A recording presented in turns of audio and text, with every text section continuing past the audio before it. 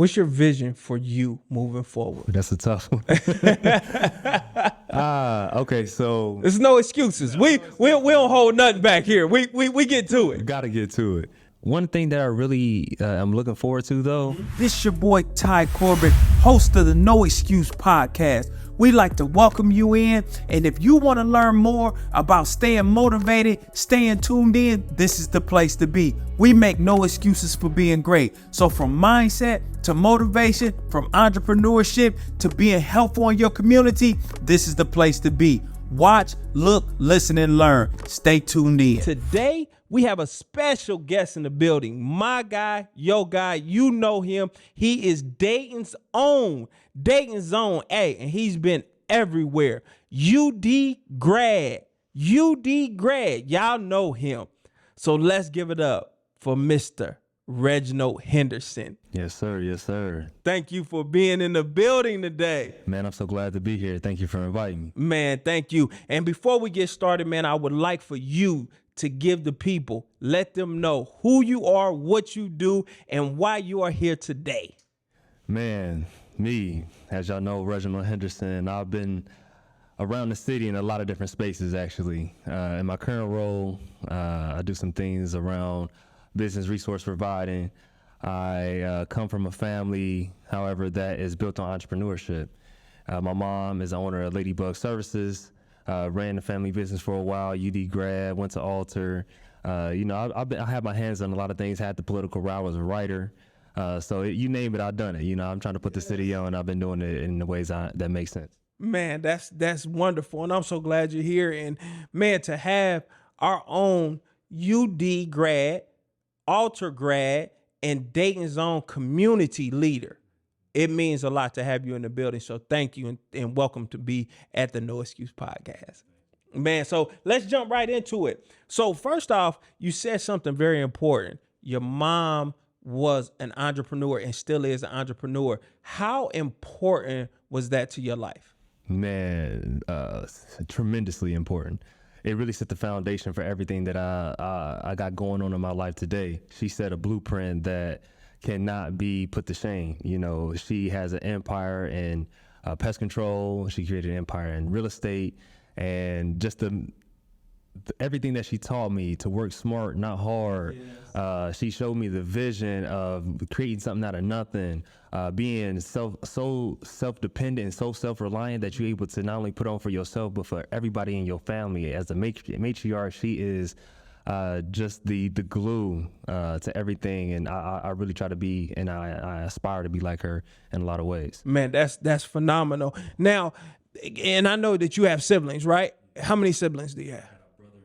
Okay, amazing. So it's 3. So now, and I want to talk about that because I've talked to so many entrepreneurs who have come from a foundation of entrepreneurs. Now, when you go back and you look at that and growing up, did you feel like, were you forced into entrepreneurship at a young age and felt like you had to work into entrepreneurship? So let's start there. No, I didn't feel like it was forced. I thought this was the way. I thought this was normal. When I looked around and I saw the rest of my family working jobs and stuff, I didn't know. I had no idea what that was all about. All I knew was entrepreneurship because she started the business when I was just a youth. I was maybe 2 years old. So that was all that I knew. That's all that I wanted to be like. I went the engineering route in college for a second, but once I tapped back into my history, to my spirit, I was like, yo, I need to get into this business because I know how good of a legacy you can leave behind and how big of an impact you can have in your community.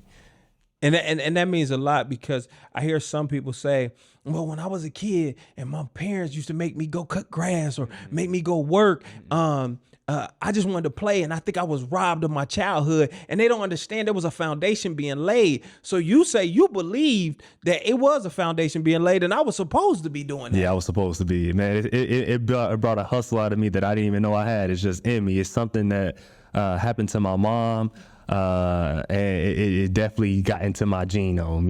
It's just in me, and I love being able to create. I love being able to support my people, and I love having a impact on the ones that matter most. Man, that's phenomenal. So how big of an impact did it play on you going to school, and how much did it help you with the education piece? For sure. Since I was in the field and in the office, I had the experiential learning piece that a lot of my peers did not have. It was a lot of theory involved. And so I was able to take some of that theory and apply it to what I already knew as a business owner. So I think I had somewhat of a leg up. And as far as my decisions in school, that was kind of forced by my dad, actually, because he had been connected to UD, and that's how I got the W.S. McIntosh Leadership Award, which is a 4-year scholarship to the University of Dayton, a 4-year internship with the city of Dayton. And so I had gotten that award, and it just really changed my life. I never knew that this type of experience was possible. I thought I was going to have to pay my way, and the McIntosh Leadership Award really opened up doors for me. So big shout out to that. Man, that's amazing. Now, having a child that's also at UD, University of Dayton, shout out to University of Dayton, also being employee of University of Dayton. Talk to me about that. How's your experience there? Yeah, my experience was interesting. I was always like a student. Okay. So I didn't think of anything else but like getting good grades. And, I was kind of like, I wouldn't call myself a nerd, but I was like really heavy into the books because I got an academic scholarship. And so I was letting that lead me into every endeavor that I had got past high school. And so I did the sport thing. I was like in intramurals and all that type of stuff. But really, I was trying to figure out, since I was staying in Dayton, how can I make my experience unique? How can I get outside of the experience that I had in West Dayton and take on this UD bubble, like they call it, and really live and thrive in this environment as well? I had kind of a taste of it in Alter, because Alter is like UD Junior, and so it just expounded upon the experiences that I had at Alter, and I think I was kind of adrift in my identity, because I had to relearn what it meant to be black, and to relearn my history, and to relearn what it's like to be outside of those UD walls, outside of those Alter walls. But it was a impactful experience that showed me that anything was possible for me. So you made no excuses. No excuses. That's what it is. So how different was the culture, or was it a culture shock coming from the west side of Dayton, going into a PWI and being there, and how was that experience? Yeah, the first thing that you see when you get to like an Alter or whatever school is like the level up in lifestyle. So I pull up to school and I'm a freshman, I'm getting dropped off, and I see all these Beamers and Mercedes and Jags all in the parking lot. I'm like, man, these teachers really got it going on. They got nice cars. And when we leave for the day, all of the students are getting into these cars. I'm like, oh, this is different. Okay. This is a whole new lifestyle that they live in here, because I can't. My mom don't have this car. So I know this is a different lifestyle. I started going to their houses. I started getting cool and having conversations with them. The conversations were different. The expectation level was different. I had went to Richard Allen, and so it wasn't like a super huge jump as far as the academics. I think that I'm a pretty smart guy anyway, so it kind of just flowed naturally. But just the culture of being around people that are in a different space than you totally, and kind of unaware of where you come from and the things that you got going on in your life or in your background. It was interesting, but it's kind of set a fire in me to go higher, to do more, to not allow my circumstances to hold me back from the things that I know that I'm able to obtain. Man, that's phenomenal. So moving forward, after you obtain certain things, what was your passion? Who gave you that passion outside of your parents, outside of maybe brothers and sisters? Where did your major influences come from? I think I'm a very principled guy. Okay. And so I live by certain codes that I just can't waver on. Okay. And one of those is just proving to myself that I can do anything that I want to do. Like I can change my mind tomorrow. I can, change a new habit. I can force myself to learn this. I can get that opportunity. I can set myself. And so it's really just about a self-assurance, a level of just accepting about who I am and the gifts that I have, Yes. and the blessings that have been poured into me from ancestors to everywhere, my community, and just living in that. Really just living in my truth is what a lot of people say, but it's really, to me, taking on the privilege that was granted to me for real. When I hear that, I hear a lot of solitude in your foundation, in your history, in your heritage. Who are some of the Black leaders that you would say molded that for you? Yeah. We talking dead, alive, anybody?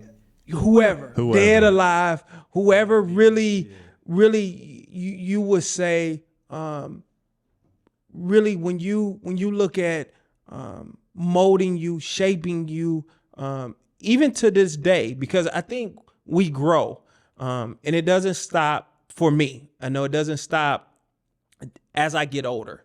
I still look for certain things as I learn, and those certain things for wisdom, for growth, for maturity. And I look for those certain things because I want to be better. Doesn't matter if I'm 40, if I'm 50, I want to be better. So talk to me about who and what do you look for in those individuals? Yeah, so number one, I'm going to go somebody I don't know but has inspired me tremendously, and that's Tupac, actually. I watched a lot of Tupac interviews growing up, and just hearing his mindset. It was one interview that always stands out to me when he was talking about, he made an analogy of wanting to gain access, but people constantly trying to block you out, basically. And he was saying, if there's food in this establishment and y'all locking us out, we gonna knock and try to get some food. If you don't let us in, we gonna bang on the door. And if you still don't let us in, we gonna knock down the door. We gonna come and take the food. So I always came from the mindset like nobody can stop me from getting what I want to be or doing what I want to do. It's all about the energy and the effort that I'm willing to put into it to obtain those things. And so I would have to put Tupac in there. And then more philosophically, I would go Malcolm X. Malcolm X is one. I had two posters in my room only, and it was Malcolm X and Tupac. And so Malcolm X, because of his just dedication to Black people, like, and his drive and his like unwavering personality. He was so logical and intellectual. Yes. He was able to really break down people's arguments and attack people on like, you couldn't bullshit this man. Yeah. And so I took that on like, I'm not letting no BS fly on me. I gotta keep everything 100 all the time. And yes, he still grew and he learned and he developed, but to the core, he remained who he is. That's why I said I'm a principled man. Then I actually have to say my grandfather. Okay. My grandfather, so a lot of people don't know this, but I grew up Muslim. Okay. And so my grandfather was Muslim, and so he instilled in me a lot of Islamic habits and value systems. He taught all of my family, all my mom's brothers and sisters and things, and so I was real deep into it. Had a Muslim name and everything, like I was real deep. And then I ended up going to altar, and a lot of things kind of switched up for me. But he set a foundation of being in a community, putting my community first. Being active in spaces where a lot of Black people weren't, and being able to speak your voice and be and stand on your word. Yes. And so he I really love my grandfather. He really put me on to a lot of things, and my mom as well. He's really like one of the inspirations for a lot of the work that I do, because I'm trying to live his legacy through. And then if I had to give one more, man, what I look for. Let me go there because we didn't talk about that. What am I looking for? I'm looking for somebody who can stand on their word and have integrity. I'm looking for someone who is willing to be themselves unapologetically. I'm looking for people who are compassionate, who are respectful of women, who have a value system that is based on love, somebody who is intelligent. I'm looking for qualities that are just forever. You know? Absolutely, man. That's a solid foundation. And and when we talk about these things, and we want you to know, community, these are things that we talk about for everybody to really understand. This is my man, 50 grand. We had these conversations over a cigar. You know, we really enjoy life. And I think you have to have these life conversations. I know you are heavy in the community. I know you do a lot when it comes to entrepreneurship, and you do a lot with Launch Dayton. And you guys host a lot of events. You're making sure that the community knows about all the resources. So I'm going to switch gears just a little bit. Do you feel like the resources that are out here for entrepreneurs at this time is enough? Could we do more? And if so, what can we do, and how can we do more for the community? Sure. I got to start by saying that the entrepreneurs have to change as well. It's not just on the resource providers, but I'm gonna speak from the resource provider standpoint.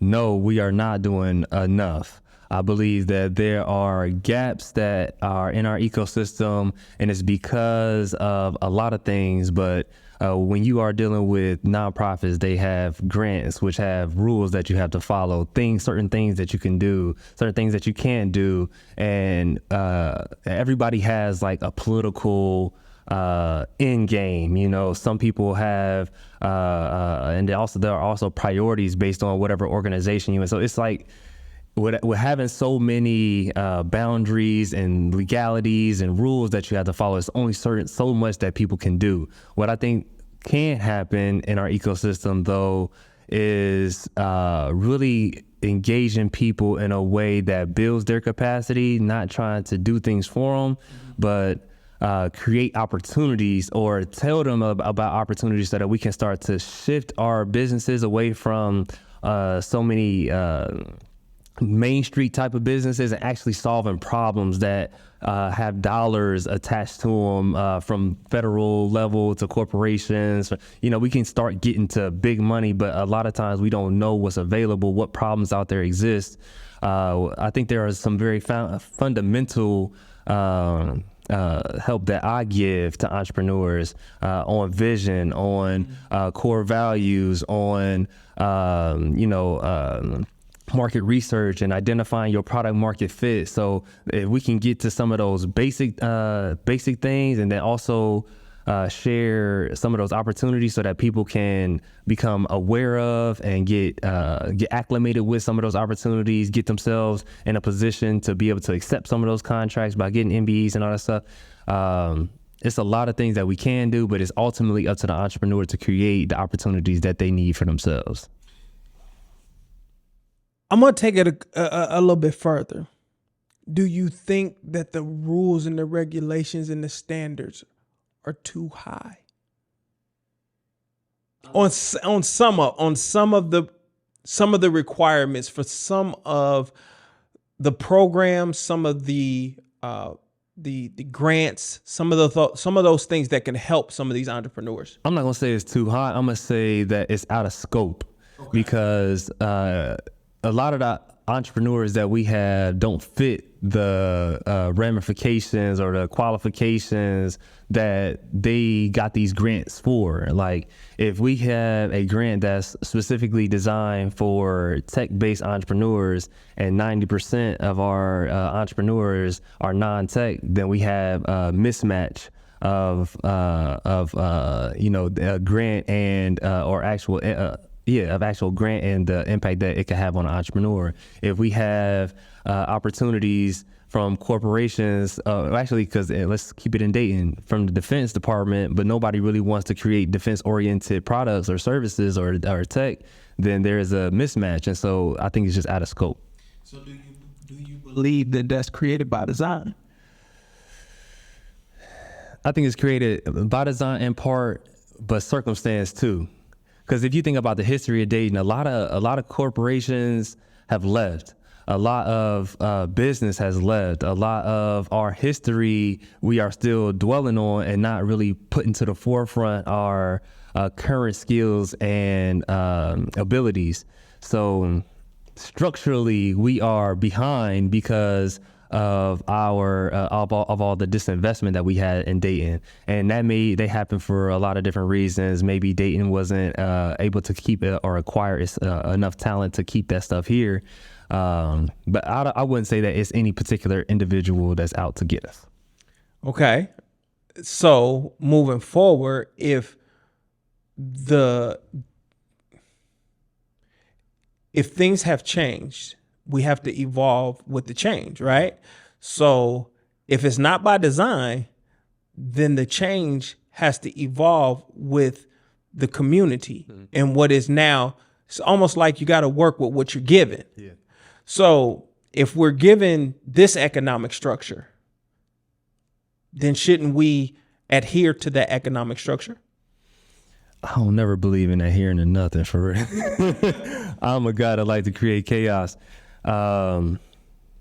If that's what we given, then we got to work with what we got for sure, but we should have a vision for something else, or we should have a vision for something. So if the current landscape or the current ecosystem is not what we want, then what is our future? And then how do we start to work backwards from that future to create opportunities right now? I'm with you with that. So talk to me on how do you create that if the creation process does not build upon or help the community in which you're trying to build them up. Because if we say, okay, we have this program and we're going to put this money towards this program, but we're going to put this money out here and say, hey, this money is for y'all, but we're not going to teach you how to do it. We're not going to provide the adequate resources for you to utilize these funds. And we're not even going to let you know that this money is even here. How can it be useful? The way you described is not useful. I think that we have to, as a community, when I say we, I'm talking about anybody who feel like they are not getting what they deserve. Especially those who have been marginalized or disadvantaged, specifically Black people. But what we need to get out of the mindset of is somebody's going to give us something, or somebody has set aside something for us, or that we are going to come and be, what is it called when you automatically entitled to anything? Like we got to drop that automatically, because when I say they, like society in large, the powers that be don't want us to succeed, so we have to succeed anyway. If our current circumstance right now is not fruitful, and we working with systems and programs that are designed for us but not by us, and not truly impactful in the ways that we need it, then how can we create something on the outskirts that's for us, by us? I definitely agree with that. This is my question. You can't give my counterparts opportunities and say, here, we're going to give this opportunity to you, and not offer the same opportunity to us, or offer the opportunity to us, but not give me the same opportunity, or allow me to have the opportunity that I can't obtain. It's not obtainable to me. You see, that's where I'm going with this. If you take this opportunity and say, hey, this pot of money is here, but I don't have the resources to even get to this, but you put the money over here, which they can walk to. but then you say y'all can have it too, but there's a bridge. I mean, there's a river, a lake here. There's no, I can't get to it. And then you say the first person to get to it can have it. That's what that sounds like to me. Is what we need money? Is what we want money? Whatever it is. Whatever the it could be education. It could be tools. It could be whatever. Ain't that why the suburbs exist though? Yeah, but who's in the suburbs? Sure, they trying to push us to the suburbs, and we was originally there. I think that if the money is all, if the resource is too far for us to obtain, we got to go jump through all these hoops. We have to really look at that resource like, is that something that we really need? Is that something that we really value? Are we willing to put in the work to get there? And if the answer is yes, then we got to do whatever it takes. If the answer is no, then we need to stay over here and do something else that's going to be able to benefit us in that way. But me personally, I don't ever try to make. I'm trying to work smart, not hard. That's my mom. That's what my mom always taught me: work smart, not hard.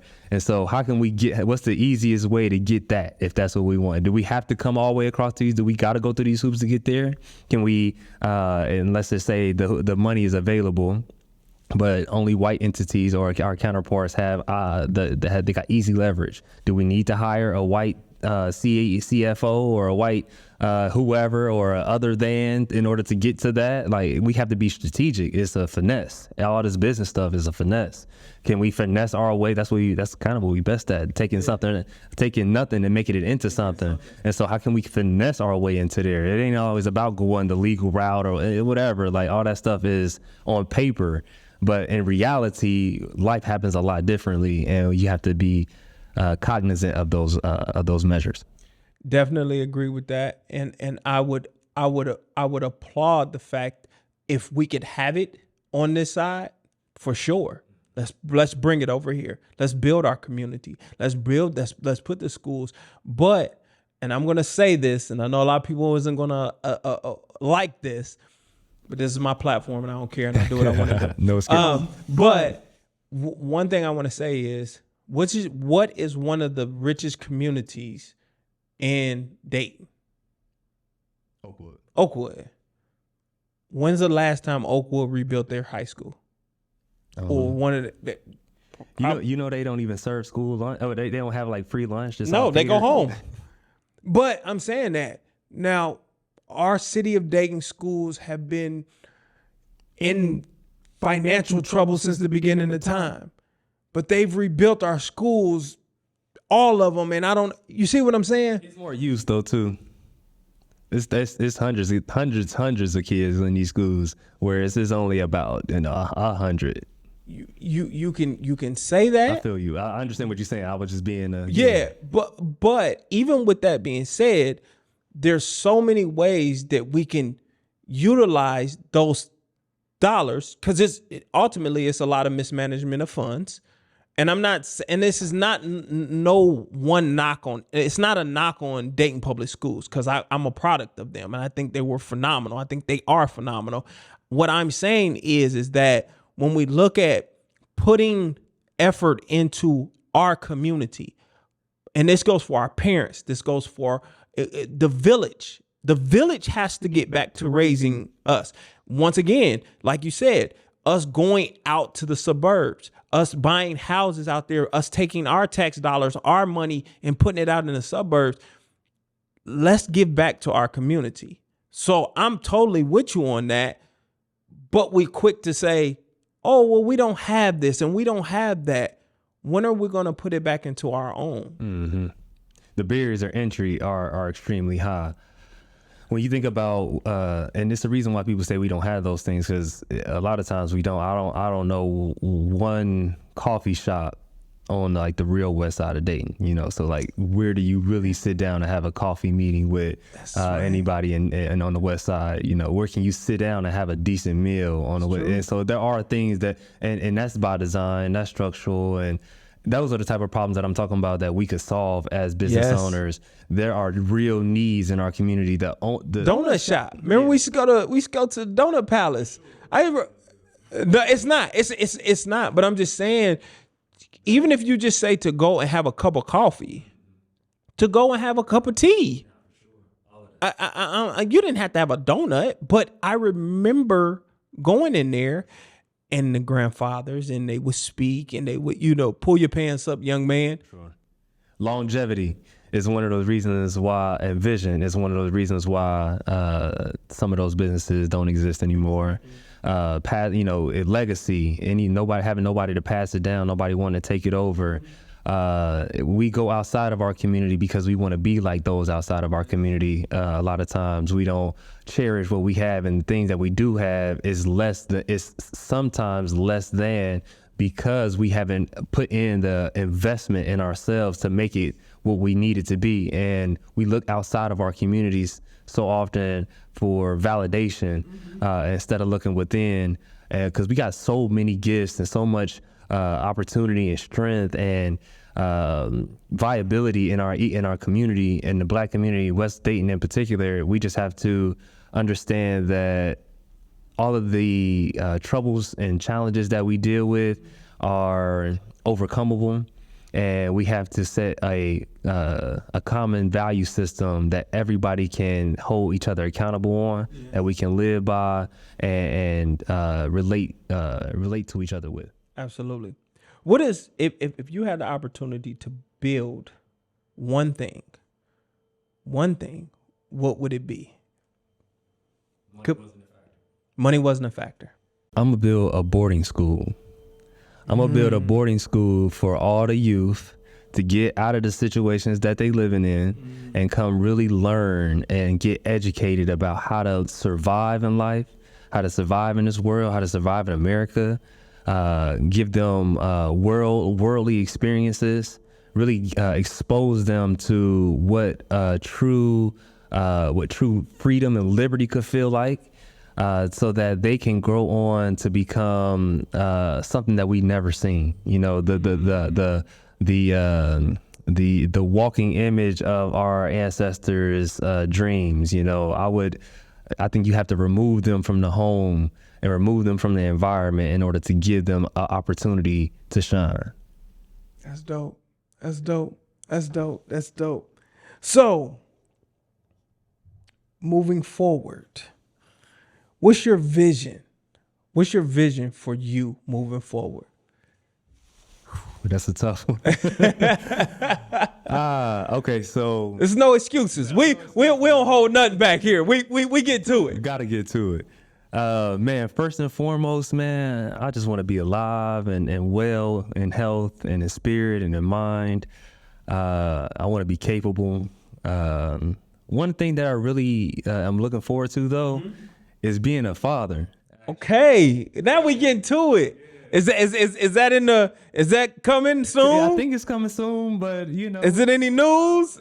Okay. No, but in the near future, definitely, man. I don't know. I don't know why I got such a proclivity to want to be a father and be a great father, and especially to a daughter, for real. I don't know why a daughter, but I'm gonna tell you about them girls now. Now I got a boy and two girls now. Sure. Them girls is, you can't tell them no.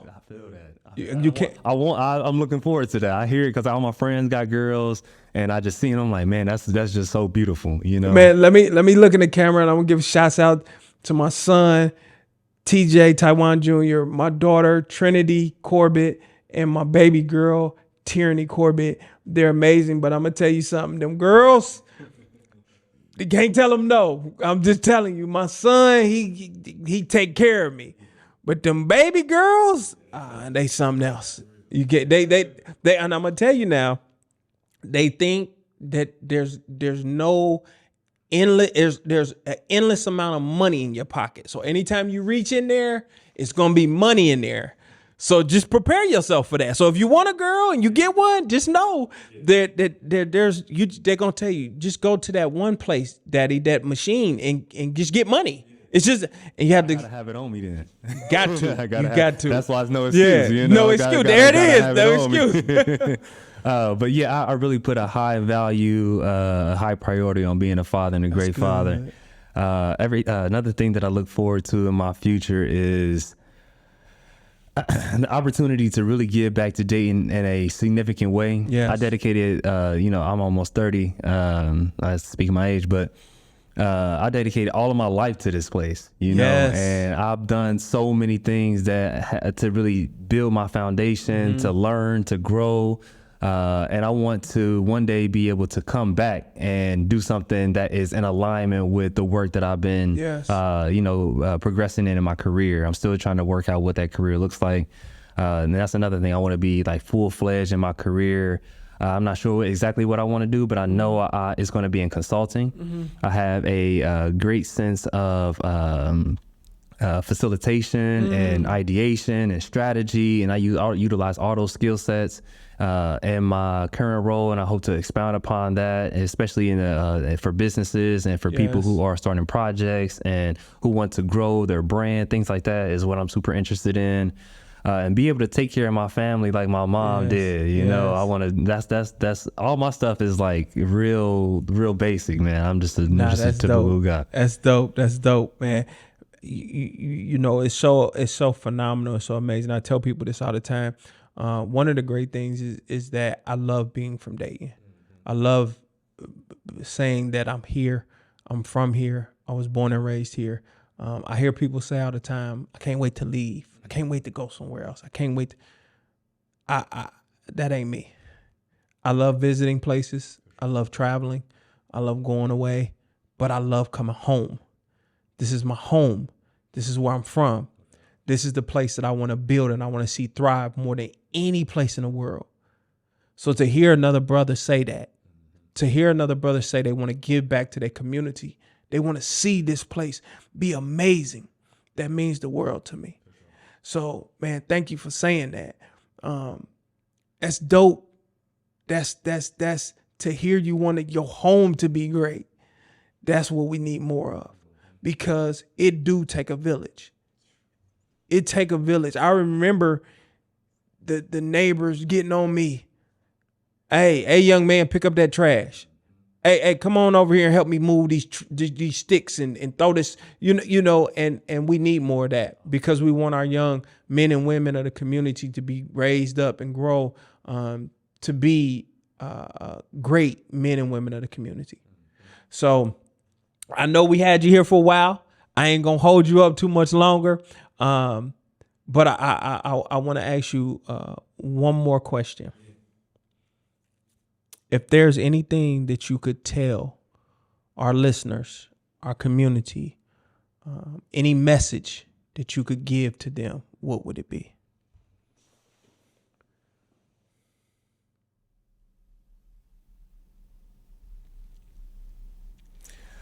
I would say learn yourself, trust yourself. If you don't have or believe in a higher power, believe in the higher power that's within. We all have the ability, the awareness, the capability to do whatever we put our mind to. You are the change that you've been looking for. Do something for yourself. Do something for the people around you. Be impactful. Find ways to add value to every space that you take up, and live life to the fullest. Man, you only get one of these things. You only get one, and being young is such a advantage in this world. So take advantage of those opportunities that are abound, and don't have no excuses. Like don't let nothing be your excuse. That's what I would say. There it is. As always, y'all know how we do this thing. I always want to say thank you for tuning in. Thank you for listening. When we come here, we always want to give you guys a message and let you know that we really mean to help everybody, to let you know we love y'all, and let you know we support y'all.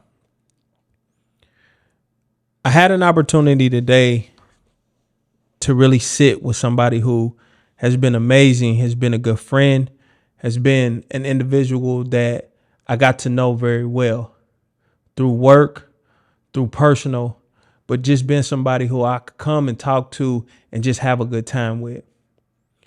But through those lessons, we've been able to understand one another, have great conversation. If there's anybody out there that feel like they lost, talk to somebody. Find that person that you can share and that you can go out with and learn and let them learn you. Every day that we get up, you get an opportunity at life. You get an opportunity to expand, to learn, to grow. Take advantage of that opportunity. You don't have to sit by and say, well, somebody held me back. Somebody took that opportunity away from me. Somebody stole that from me. There's no excuse. There's no excuse for you not being great, for you not achieving what you wanted to achieve in life. In this day and age, everything is at your fingertips. Choose to be great. Choose to be successful. Choose to achieve what you want to achieve in life. We love you and we'll be here for you. Signing off. Peace.